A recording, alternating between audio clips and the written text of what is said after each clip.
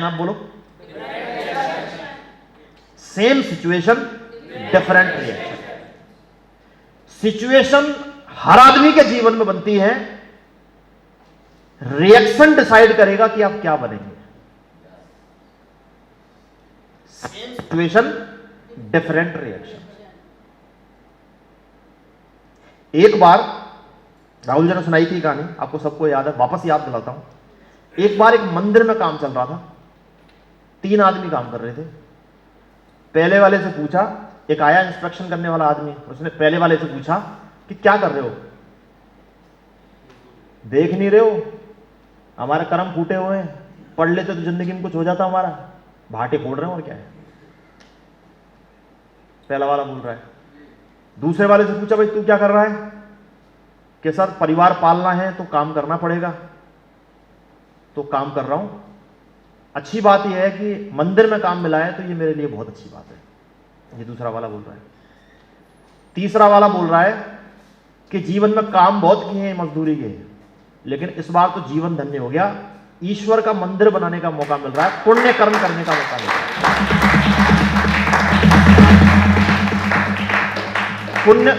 पुण्य कर्म करने का मौका मिल रहा है। और मैं चाहता हूं भगवान से, ईश्वर से, कि पेट भरने के लिए मजदूरी तो जीवन भर करनी ही पड़ेगी, लेकिन ऐसे पुण्य अपने चरणों में मुझे हमेशा लेता रहे, जिसकी वजह से पुण्य काम मुझसे होते हैं।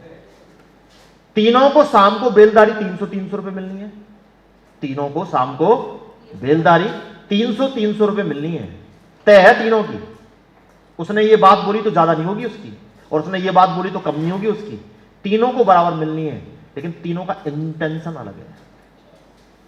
पहला वाला मर मर के खप खप के काम करता, 7 घंटा काम करता तो 7 घंटा दुखी मन से काम करेगा, परेशान रहेगा, आत्मा कुड़ती रहेगी उसकी। दूसरा वाला काम करेगा लेकिन थोड़े एक्साइटमेंट से करेगा, और तीसरे वाले को लगेगा ही नहीं कि वो काम कर रहा है। तीसरे वाले को लगेगा ही नहीं कि वो काम कर रहा है। Same situation different reaction. एक बार एक सरदार जी थे, 29-30 साल के हो गए, तो लेके गए साहब उनको लड़की दिखाने के लिए। अब कई बार होता है ना बीच में कि फलाना और फलाना, उसके बीच में एक रिश्तेदार होता है जो कि सेटिंग करवाता है, लड़की उसी के घर दिखाई जाती है, लड़की और लड़का। ऐसा ही होता है ना आजकल सीन। आपकी राहुल जी ऐसी हुई होगी,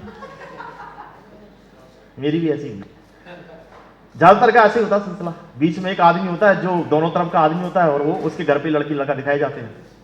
लेके जाया गया भैया, और सीन क्या है आजकल कि घर पे सब बैठे हैं, फिर चाय पानी चल रहा है, और चाय पानी खत्म हुआ जैसे इशारा सा हो जाता है, जैसे बम लगाना हो गई, इशारा सा हो जाता है, तो इशारे में तुरंत समझ जाते हैं सब कि भेजो उनको एक कमरे में।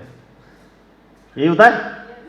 दोनों चले गए कमरे में, सरदार भी चला गया, और सरदार की मतलब वो लड़की जो जिसको देखने आए थे सरदार जी, वो भी चले गए।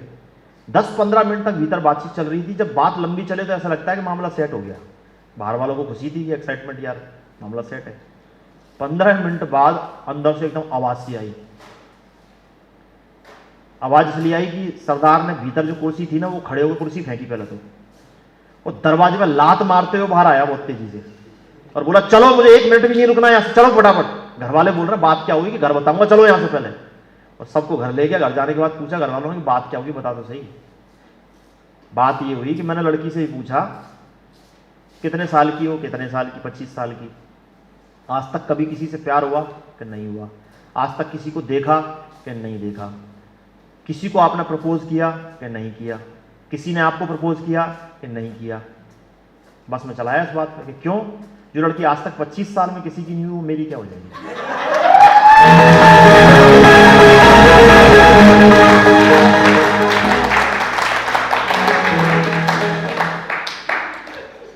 ये सरदार जी का एटीट्यूड था। सेम सिचुएशन, लेकिन अगर किसी का पॉजिटिव रवैया होता तो वो क्या बोलता कि यार इतनी बढ़िया लड़की मिलेगी, जिसने आज तक किसी लड़के को नहीं देखा, आज तक किसी को आई लव यू नहीं बोला, इस कलयुग में कहां मिलेगी ऐसी। सॉरी, लेकिन कहां मिलेगी ऐसी। शादी करनी चाहिए कि नहीं तुरंत।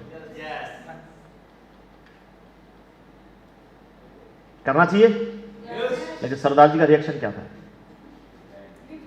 डिफरेंट रिएक्शन था। सिचुएशन हमेशा सेम होती है, लेकिन रिएक्शन डिसाइड करेगा कि आपका रिएक्शन क्या होगा। एक बार क्या हुआ, दो दोस्त थे, इंटरव्यू देने जा रहे थे, या ऐसे ट्रेनिंग में आ रहे थे, आपकी तरह ट्रेनिंग में आ रहे थे, तो दोनों जा रहे थे, बस पकड़ने की तैयारी में थे।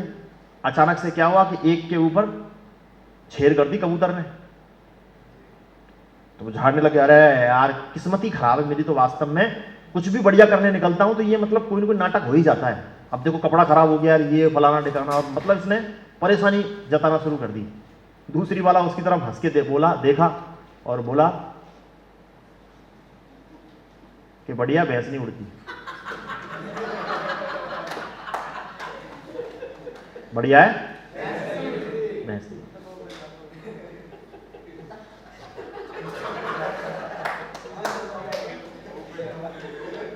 इतने से बीती है, ज्यादा से बीती तो क्या कर लेते।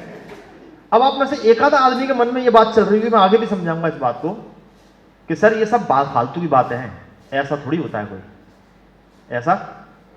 ऐसे थोड़ी बोला जाता है कोई, छेड़ गिर गई तो गिर गई सर। आप मुझे बताओ कि गिर तो गई है, कांड जो होना था हो ही गया, अब तुम कर क्या सकते हो उसमें? तो गलत बोल के तुम अपने मन को और दुखी कर रहे हो, इस बात पर हंसी लो थोड़ा सा, क्या दिक्कत आ रही है? इसी को बोलते हैं एटीट्यूड।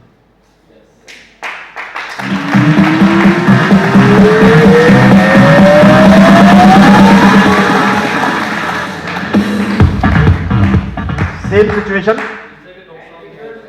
हाँ बिल्कुल, मैं आगे बताऊंगा डॉक्टर साहब के बारे में कहानी पूरी, चिंता मत करो, अभी तो मैं खाली इंट्रोडक्शन दे रहा हूं आपको, बस इसको खोलेंगे पूरा विस्तार से तरीके से। समझ आ रही है? रोड खराब है, एक आदमी बोल रहा है बहुत खराब रोड है यार, और दूसरा आदमी कह रहा है यार कि बढ़िया, नींद नहीं आएगी, हाजमा भी सेट रहेगा थोड़ा सा, और चलाना भी सीख जाऊंगा, गड्ढे बचाना भी सीख जाऊंगा, स्टीयरिंग साधना भी आ जाएगा मुझे। मतलब एक ही सिचुएशन में आप चाहो तो 50 नुकसान निकाल सकते हो और आप चाहो तो 50 फायदे निकाल लो। ये किसके ऊपर डिपेंड है?